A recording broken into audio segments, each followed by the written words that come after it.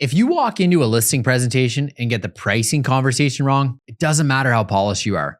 Your marketing won't save you. Your brochure won't save you. Social media plan, that's not going to save you. Because the fastest way to lose trust with a seller or win the listing and then create a disaster later on is to price the home badly from the start, is to miss the mark on pricing. And after more than 20 plus years in the business, and after going on listing presentations week after week, I can tell you this: pricing is the moment that decides everything. It decides whether the seller trusts you. It decides whether the home gets real momentum. In a lot of cases, it decides whether that listing is set up for success or struggle before it even hits the market. The problem is this: most agents do not really know how to explain value properly. Some price high to win the listings, some price low to create activity, some throw out some wide range. It's almost useless. And some confuse the seller even more by talking about the number instead of building a real case for it. That's where listing presentations quietly go sideways, because sellers do not hire you just to put a sign on the lawn, load it into MLS, and hope for the best. They're hiring you to help them make one of the biggest financial decisions they're going to make. They want to know, what is my home actually worth? How are the buyers going to see it? Are we leaving money on the table? Are we at risk overpricing and sitting? What's the smartest strategy in this market right now? And after 2+ decades of selling real estate, I can tell you with full confidence, the agents who handle the pricing conversation well are the ones who win more listings, create more trust, and put their sellers in a much stronger position from day one. Not because they have the flashiest social media or presentation, not because they have the best looking slides and they can talk the most, not because they know how to bring clarity, but because they know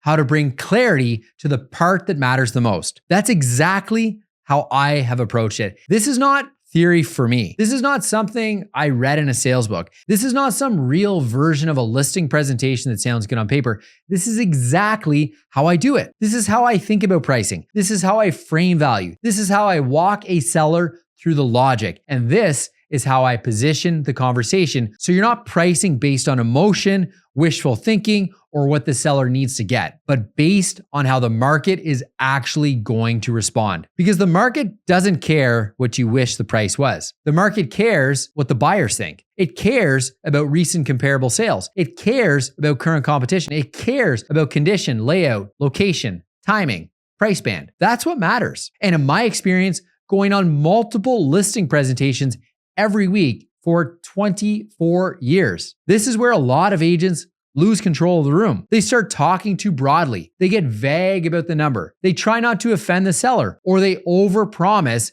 to win the listing. But promising is not the part of the presentation where you should get soft. It's the part where you need to be the clearest, because there's a massive difference between listing a home and positioning a home. And oh, by the way, I'm currently building a private community for residential real estate agents who want to scale without burning out. If you're looking for more time, better systems, and a predictable business year over year, instead of this crazy feast or famine cycle that we're on, I'll drop a link below.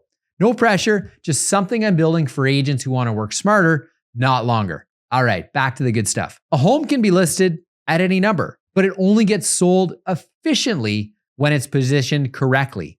And when you get that right, everything in your real estate business improves. You create better first week momentum. You attract stronger buyer interest. You reduce the risk of going stale. You protect negotiation leverage. Most of all, you put your seller in a position where they can make the best quality decision based on clarity instead of stress. So in this video, I'm going to show you exactly how I handle the most important part of the listing presentation, how to talk about property value, how to think about pricing, and how to position the home properly from day one. Then I'm going to share my screen and walk you through how I actually do it. I'll show you how I explain comparables, pricing logic, market positioning, and the value in a real listing presentation.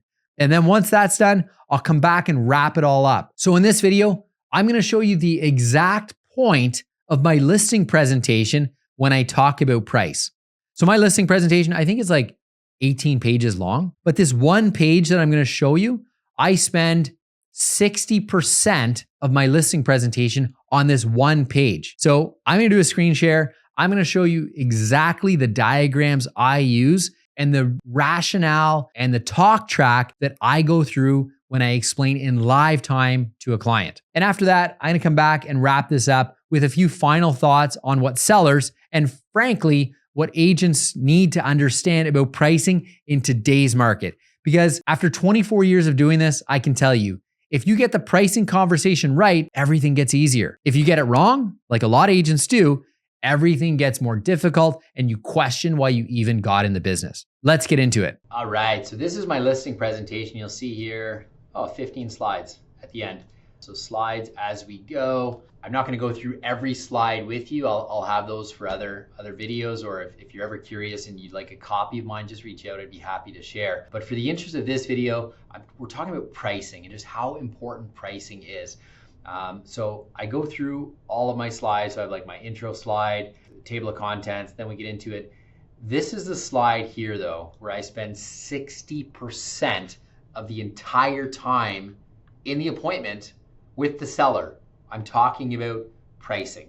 I'm not talking about their pricing because that's too direct. I'm talking about open pricing in the open market. There's 4 different diagrams here, but there's really 3 different concepts. So I want to walk you through all 3. So there's this portion here. First, pricing is everything. Then I talk about time on market, price versus timing. And then I use my formula. This is the real clincher. But let's start with the first one. So we've already talked about price. We haven't said specifically what the value is, but I've primed the sellers on where we're going with price without giving them an exact number. But I talk about this a lot. I say, we want to price the property at market value. That's going to pull in 60% of the buyers right now. If we overprice the property, we're only going to bring in about 10% of the buyers.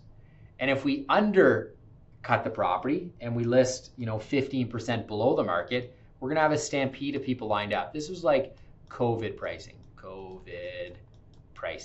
This is what you did. You put it on the market and the market just drove price up, full-blown seller's market. Well, I don't know what market you're in right now, but where we are, it's not a seller's market, so we're not using that strategy. So we price property at market value. So this is a really good diagram to get clients like wrapping their head around it, because most clients are thinking their property needs to be priced high. So it's a visual aid to help them understand that if they price high, they're just dramatically reducing the amount of demand, the amount of people interested in their property. Next, I talk about timing, which helps me lead into this side here, but I'm priming it for that. Everything I do is very strategic. It's a process I run here. So price versus timing. So timing is extremely important in the real estate market. The graph right here illustrates the importance of placing your property on the market at a realistic price in terms of from the beginning. So our first 3 weeks is when the most amount of activity. In fact, the first 14 days is when the most amount of showings will take place. Then it'll cool down.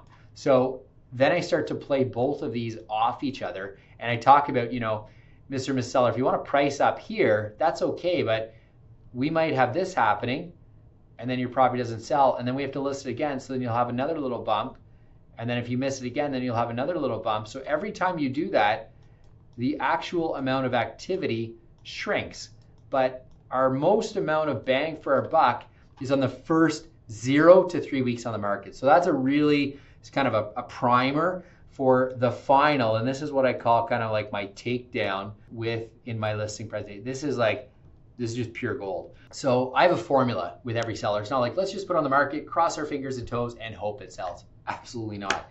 It's either days on market or qualified showing. So how I explain this is we always know what our average days on market. So if you follow along on my videos, I have a video on a CMA. In my CMAs, I always talk about DOM, days on market for that specific property in that area. On average, I use 21, 3 weeks. It's kind of the average in my marketplace. Whatever yours is, you work off of. So what I'm saying is after 21 days on the market, if your property isn't sold, the market's speaking to us. The market is rejecting our property.